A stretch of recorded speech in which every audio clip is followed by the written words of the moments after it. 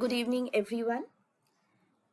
And first of all, I must thank Overman Foundation for giving me the opportunity of delivering on Sri Aurobindo's The Future Poetry. We'll continue our discussion on the character of English poetry as we were doing in the last few talks. And in today's discussion, we'll take up the interesting topic of the drama and poetry of the Elizabethan age as Sri Aurobindo analyzes these in his book. Now, talking of the English era, Sri Aurobindo says that it has the most opulent uh, production in the history of English poetry. Its output is abundant. Uh, that is, anyone who is acquainted even a little with English literature will say this. And on the whole, it's beautiful and powerful, and in snatches of song and poetry with the richness of creative force, it stands almost unequaled.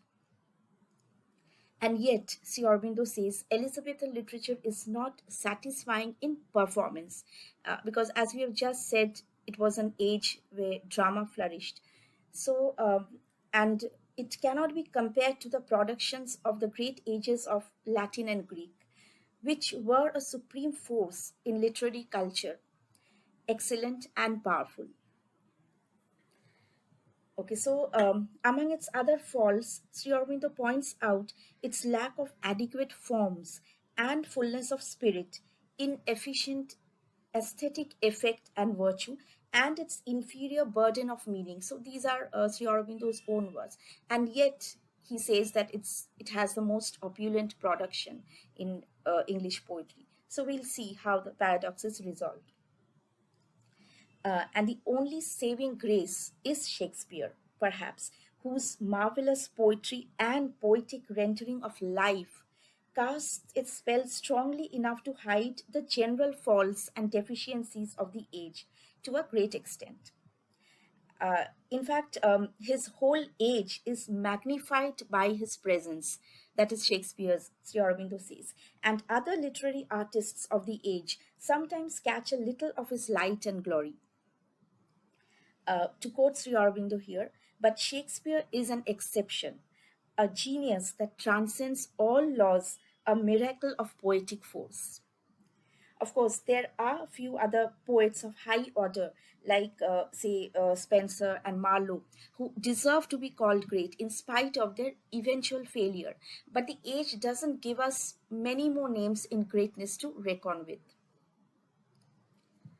Now, whatever the other poets achieved, and there were many poets in this age, it was due to and because of the uplifting power of the age in which they lived, and very little on their own genius. And if we may call this the golden age of English poetry, we must remember that we shall find only a surface gold dust if we seek for gold here, as there is no deeper yield of the human spirit, and Sri Aurobindo tells us this. So, the Elizabethan age, notable for its production of drama, yet could not create anything permanently great in this field, except, of course, the works of Shakespeare, and also we can say Marlowe to some extent. In fact, the main defect of the English of the Elizabethan work is to be found in its drama, though it was an age of drama. And Sri Aurobindo says, and he adds that all dramatic work of the age is just smoky nebula.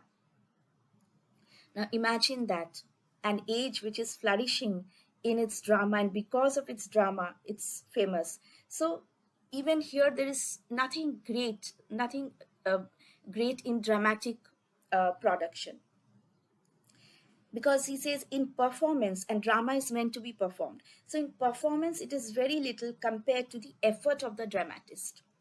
For all their power and brilliance, the Elizabethan dramatists could not create great dramas. They were men of striking merits, with their robust talents molding and remolding language and using it as power instrument of literary speech. and making delightfully interesting use of the elements of dramatic form available to them as a general and common trait in the literary spirit of the age. So let's see the general characteristics. Among the general characteristics of the age, we find the force of vital creation, a half romantic, half realistic reproduction of life, exuberant dialogue of the characters in their dramas, and Sri Aurobindo uses these words of the cleverly constructed human figures and excess of incidents and movement in the plays. So you see, the plays are throbbing with that kind of vitality. This became possible maybe because of the new, fresh, and revived interest in life and the action of men. But even all this is not enough for great dramatic poetry. The power and virtues displayed in the dramas by the Elizabethans could create good but only temporary things, nothing permanent. Okay, because to be permanent, you have to be great. So the Elizabethan dramatists may have been powerful writers of plays, but could not be inspired dramatic poets.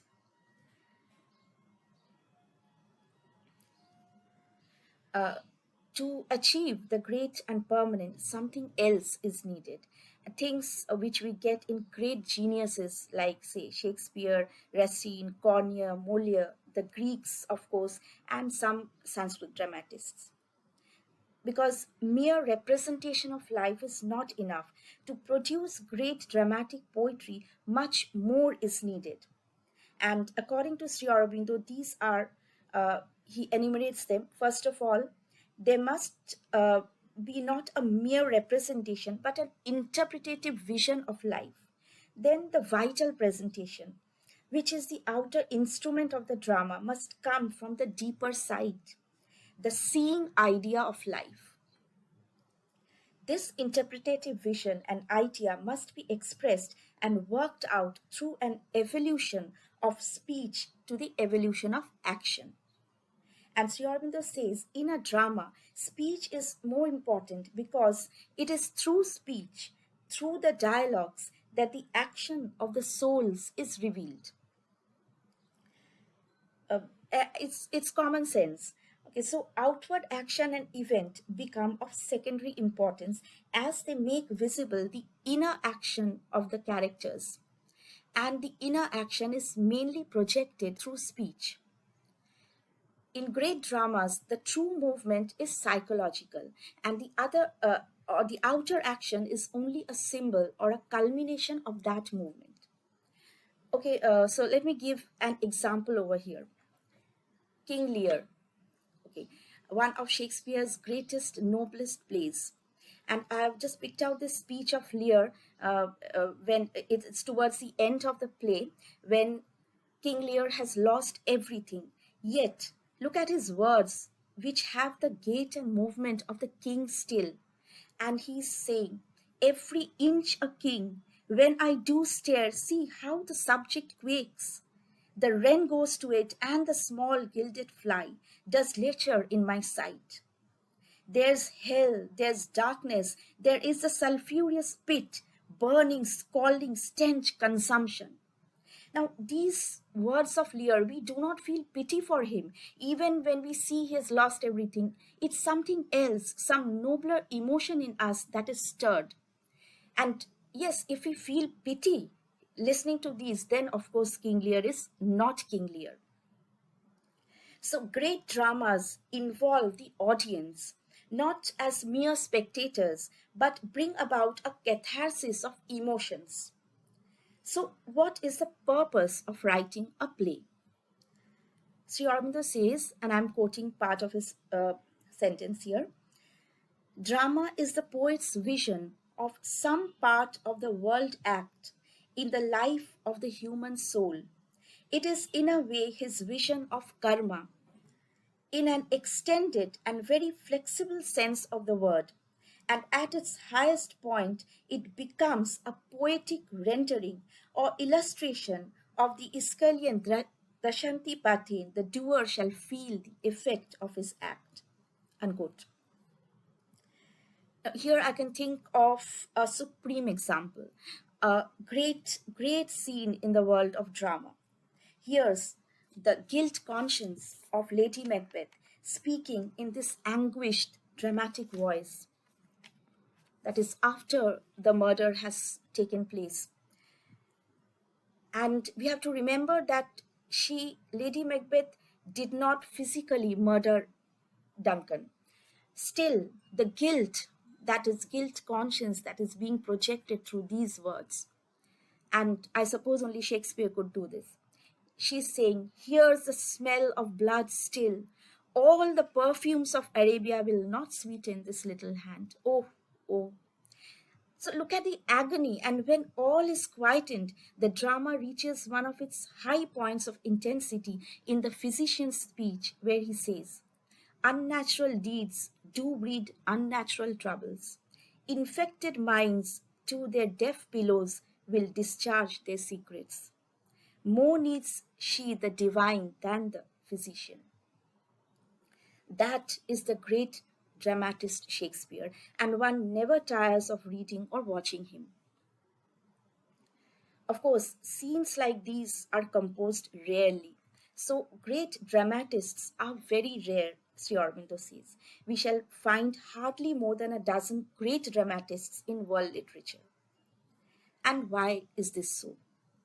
It is because very difficult to satisfy the conditions needed to produce and create great dramatic poetry, whether it be a tragedy or a comedy or a mingling in a tragicomedy. And the greatness of an age of drama is to be measured by the extent to which these conditions are understood and practiced by the dramatist himself. So, in Elizabethan drama, this kind of understanding is absent, except, of course, rarely. And the practice of it is also rare and accidental. For the most part, Elizabethan dramas are oppressively external, Sri Aurobindo says, and they present the outward manners and lives through outward going speech.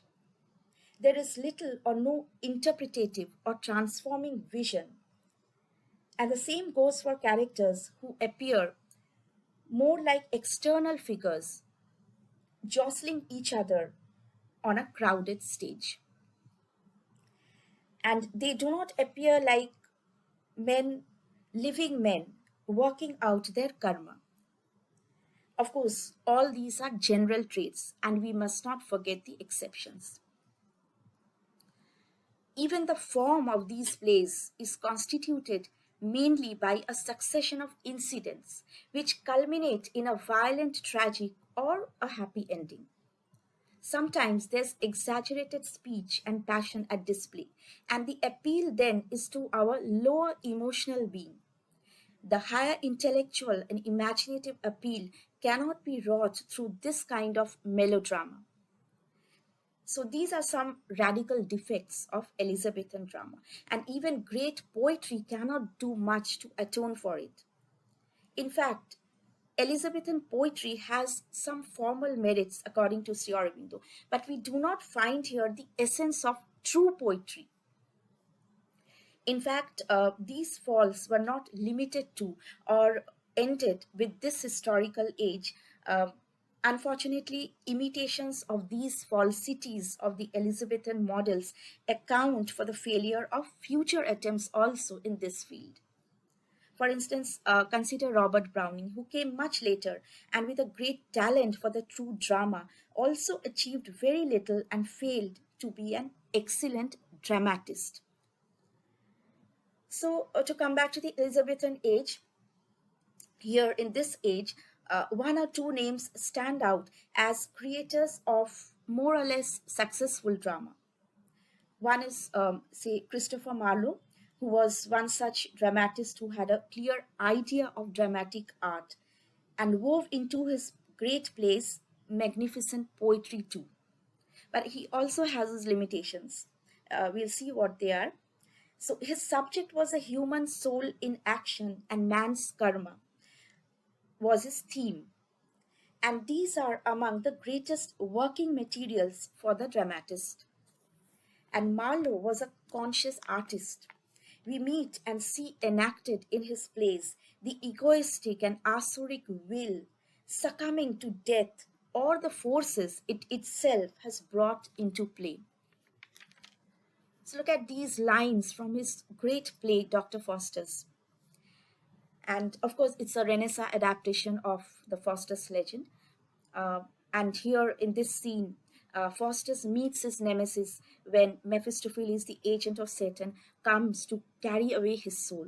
And Faustus cries out in anguish. He knows it's the anguish of a person who is just about to die. And he knows that death is at hand. So look at these words when he's saying, stand still, you ever moving spheres of heaven, that time may cease and midnight never come. Fair nature's eye, rise, rise again, and make perpetual day. Or let this hour be but a year, a month, a week, a natural day, that Faustus may repent and save his soul.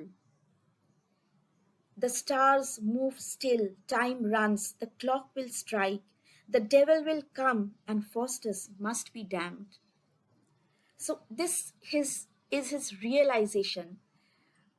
And look at the tone, the cadence, the language. All these help to bring out the effect and consequence of submitting to evil temptation.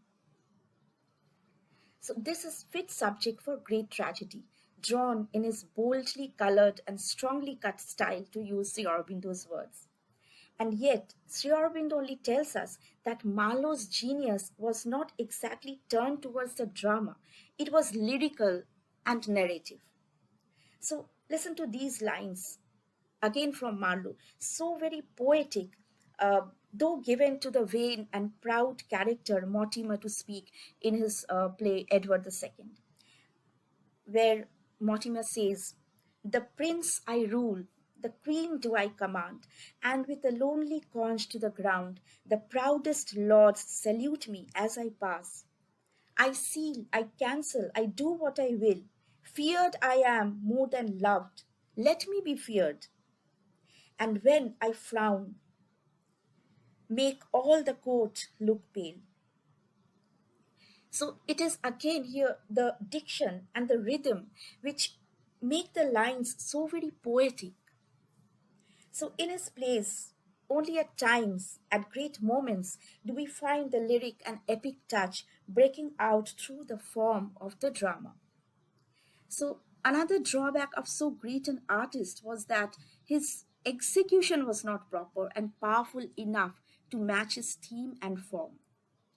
His manner, Sri Aurobindo says, is external, and so we miss the live characters on the stage. He constructs from outside and does not create from within, except in rare moments. And this inward way is the only true method of dramatic creation. But we have to take into account the fact that Marlowe, like others, was writing for the Elizabethan stage and for the semi barbarous public.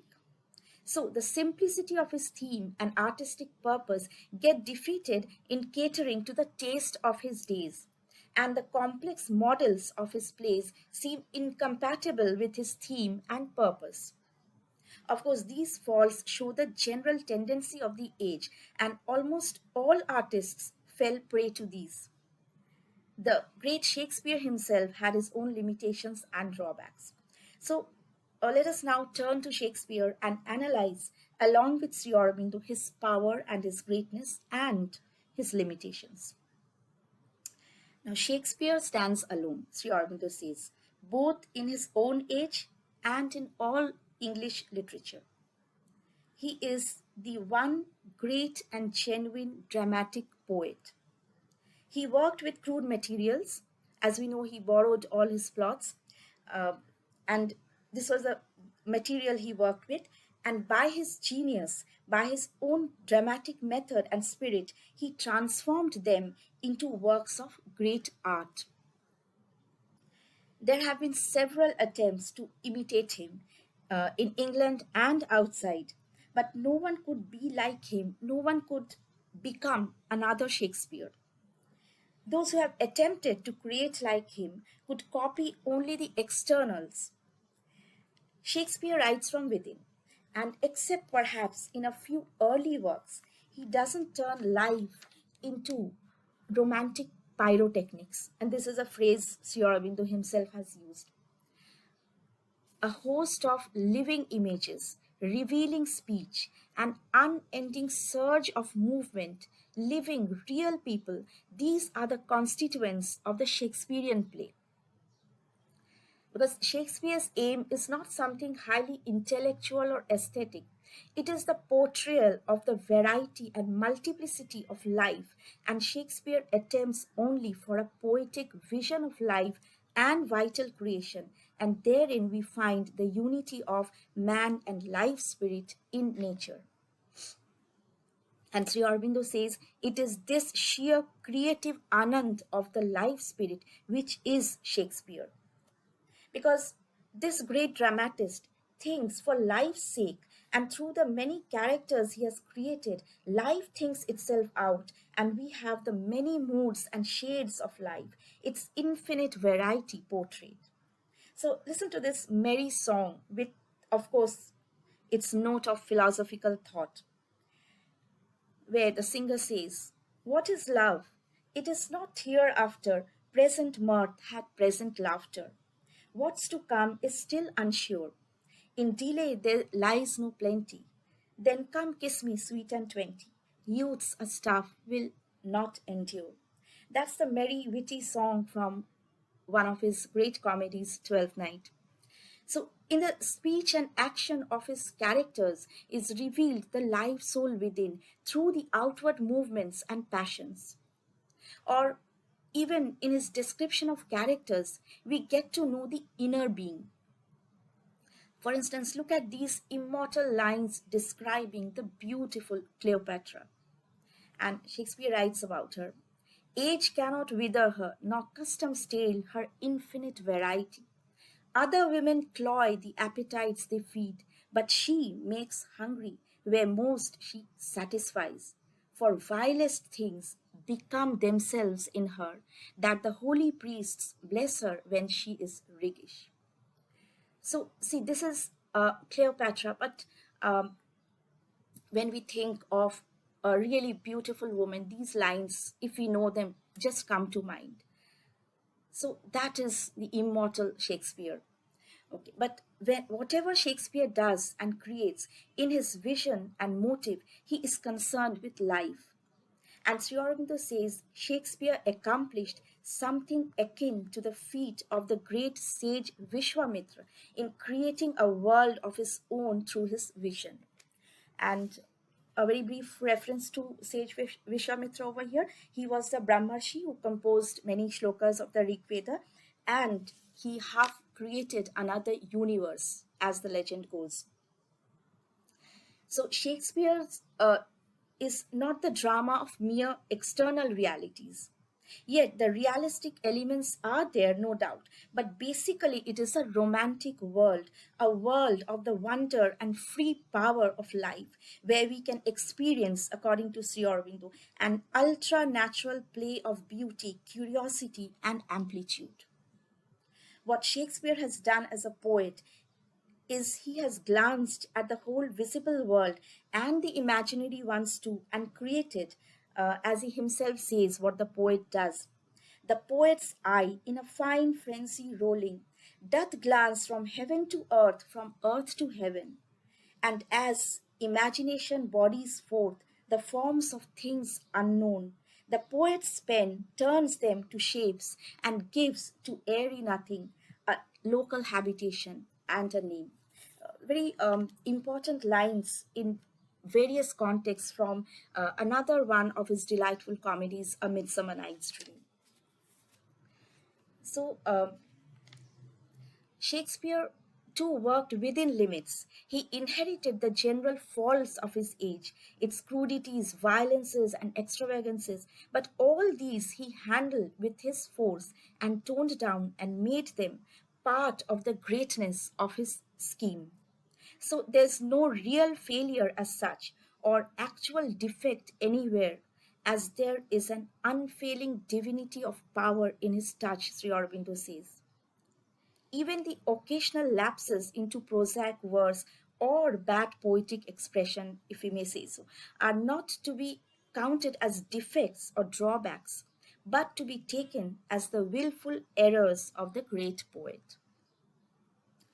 Now, these defects would have been condemnable in lesser artists, but for Shakespeare, verbal expression is less important than fidelity to dramatic truth.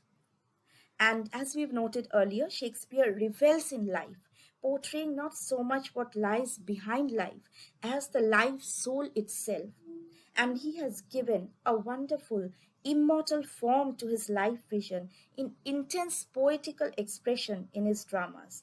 And this, Sri Aurobindo says, is the unique achievement of the poetic genius. And this great dramatist deserves our highest praise. And Sri Aurobindo gives him as much and accords him a very high status, calling him a seer of life.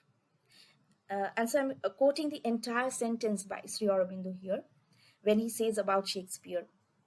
He is not primarily an artist, a poetic thinker, or anything else of the kind, but a great vital creator and intensely, though within marked limits, a seer of life. Unquote.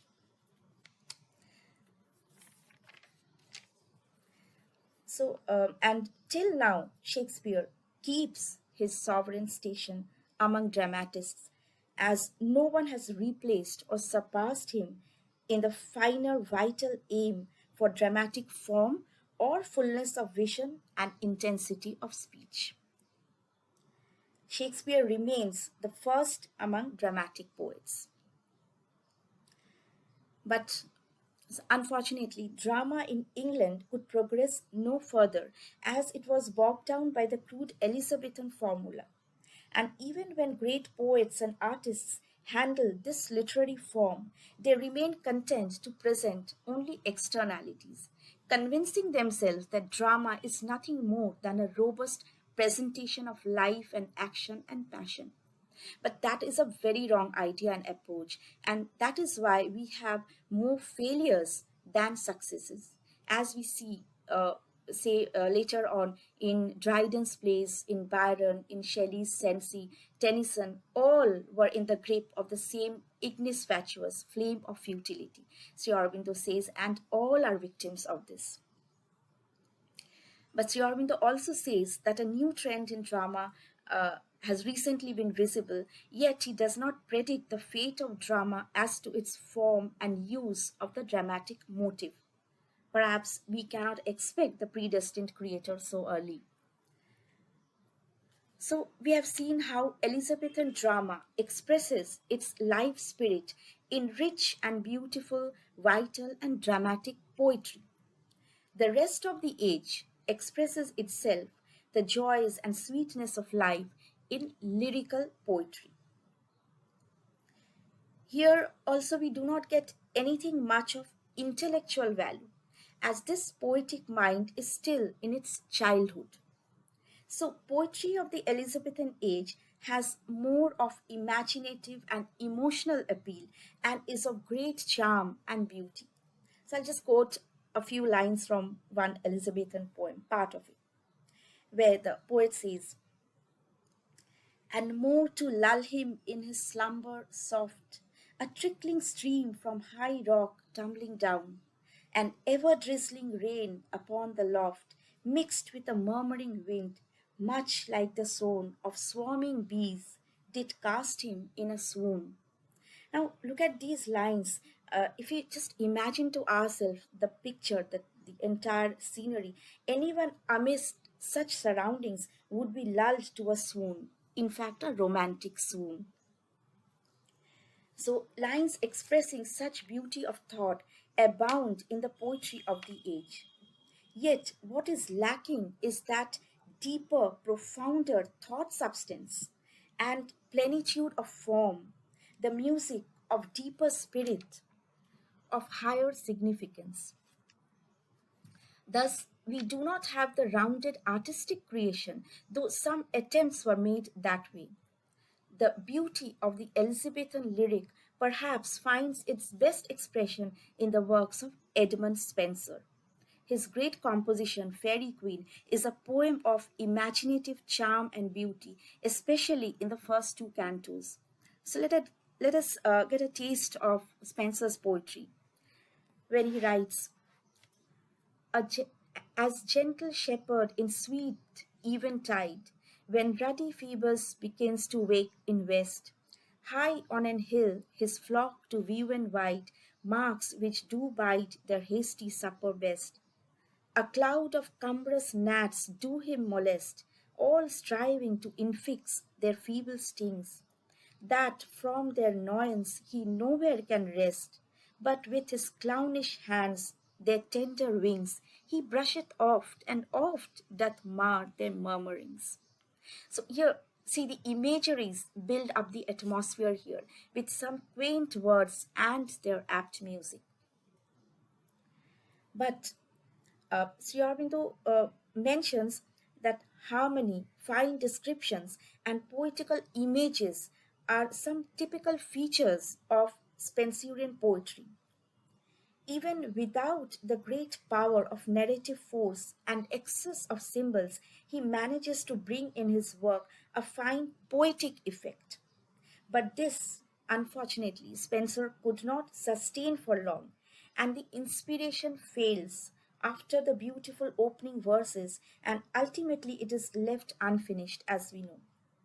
Yet, there have been many other incomplete works in world literature where a fine and firm total effect is got in spite of the incompleteness. And Sri Aurobindo particularly mentions the Indian Kalidas work Birth of the War God and the epic poet Virgil's Aeneid.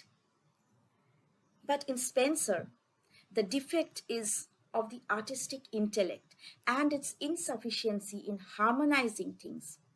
And this is a fault not only in Spenser alone, but it is characteristic of the Elizabethan age itself. In fact, it is a defect of the English mind almost. Spenser was also a victim of other vices of the age in literary constructions. He took from the age its habit of curious complications, conceit, and confusion of idea with no proper fusion. So you see, the harmony is lost. So even the rich form of his romance, his great ethical interpretations of life, are marred and dampened by the general faults of the age, which he imbibed. His ambition to portray all including representatives was great, but not so his power to harmonize and fuse into an artistic whole his thoughts and ideas. His conception may be grand, but the intended aim is never achieved because of the distractive elements in narration. In the execution of his theme, also, there are visible defects. For instance, the allegorical representatives, the vices and virtues, become vague after a time and lose their significance. So each canto of the poem can be read apart, say as a romance, and the entire poem can be read as a series of romantic incidents and not as a whole great poem of the human soul, which it was actually meant to be. Because the creative unity here is lacking. Spencer focuses more on the outward incidents, and the intellect is his device.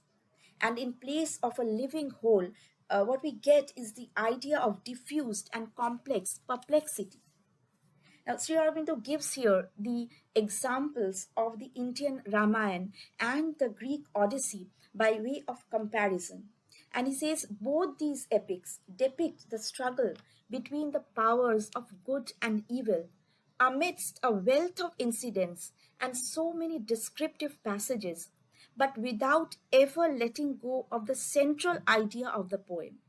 That is why, in spite of the length and romance, the unity and harmony are retained in these older works. It's not so with the Elizabethan poets, because of these inherent limitations in the Elizabethan poets' works, there was a reaction against this literary spirit, the effects of which are reflected in the succeeding age of English poetry, especially in the works of Milton and Dryden and Pope, in whose hands not only the defects of the Elizabethan mind, but almost all its great merits were also lost. Before Milton, English poetry, though without any training of the artistic intelligence, yet had great energy with which it did achieve something good and unique. And in Sri Aurobindo's words, they achieved an unsurpassed splendor of imaginative vitality and eager vision of the life spirit and an unsurpassed intensity of poetical expression. Unquote. Within its limits, Elizabethan poetry was great because of its passionate lyrics, intuitive descriptions, and expressive images. The substance and method of the Elizabethans belong to the second stage of psychological gradation by which poetry becomes more profound and subtle. English poetry, as we have discussed earlier, began with superficial response to the external life. This they portrayed in their works, transmuting direct experience by individual aesthetic temperament. Then the poetic mind took an inward turn, and with an intenser response to life, the physical and material is left behind as a secondary inspiration. This penetrating expression was the method of the Elizabethans. Life is still the main subject of these poets, but the response is intenser and the shaping force is stronger to create something newer and more personal. So, this is where we have advanced a bit from, say, the poetry of Chaucer. So, it is the utterance of the creative life power within, and we find its reflection in the dramatic creations of Shakespeare. At the other end, we have the poetry of Spenser, far away from the actuality and reality of life, aiming at the symbolic, but only through the charm of romance. Still, the voice of life can be heard here, and life can be seen in its many colors and images. But other powers were yet to be mastered, and England had to wait for its poetry to take the next step, where the poets would rely on their intellect for creative actions. So, in our next talks, we shall see the characteristics of this new kind of poetry as reflected in the early works of Milton and the Caroline poets, which still do borrow from and retain some Elizabethan traits. But with increasing stress on the intellect, these fade away and gradually are replaced by dryness of the light of reason and hardness of form. Milton on one side and Dryden and Pope on the other extreme carry the movement of English poetry to the next stage. So, in our next lectures, we'll see what this poetry is all about. So, for today, thank you so much.